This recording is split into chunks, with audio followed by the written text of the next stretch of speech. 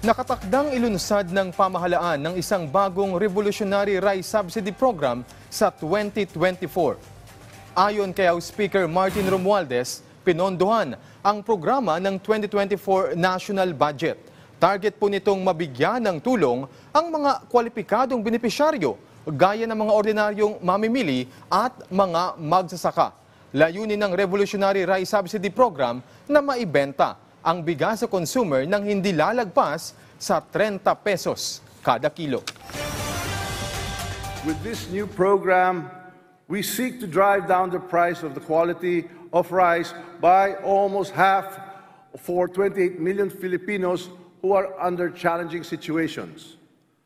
Kung maitutupad ang programa nito, magagamit ng ating mga kababayan ang pera nila para makabili ng bigas ng hindi lampas na 30 pesos kada kilo.